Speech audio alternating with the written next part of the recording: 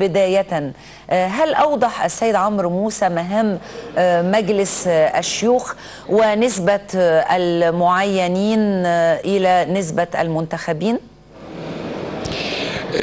بالفعل أشار السيد عمرو موسى إلى مهام هذا المجلس وقال أن مصر تعج بغابة من التشريعات التي تحتاج إلى تدقيق ومراجعة.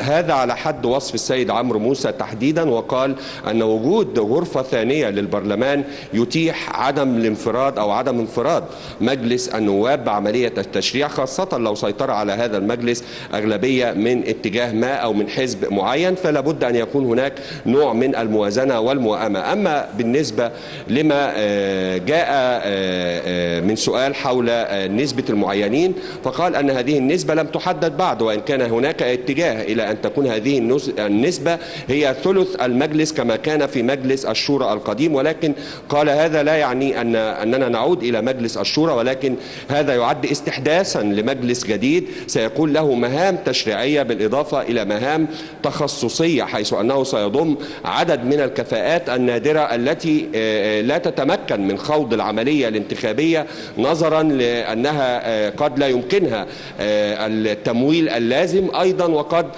تمنعها أدبياتها الخاصة من خوض غمار الانتخابات لمجلس النواب. وبالتالي هو قال إني أؤيد بشكل شخصي وأصوت لصالح بقاء مجلس الشيوخ على شكله الجديد مع تغيير آليات اختيار الأعضاء. نعم بسينة.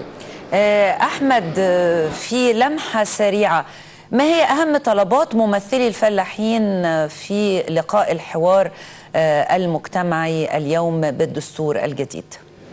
الخط العريض للقاء الفلاحين مع لجنة الحوار المجتمعي هو الإبقاء على نسبة 50% عمال وفلاحين كما هي، ولكن أيضا مع تغيير آليتها في أسلوب الاختيار. وقالوا أن الفلاحين لم يعودوا كالسابق أميين، ولكن هناك نسبة منهم هي أصبحت من المتعلمين، وبالتالي يجب الالتفات إلى هذا. وأيضا قالوا أن لابد من وضع تعريف محدد للفلاح حتى لا يدخل تحت هذه الصفة أنواع أخرى وأصناف أخرى قد يكونوا، وتحديدا من ضباط الشرطة والجيش. قالوا لا نريد أن يزاحمنا في هذه النسبة. نعم. من هم ليسوا بفلاحين. نعم أحمد. وجيه موفد التلفزيون المصري إلى مجلس الشورى، شكرا لك.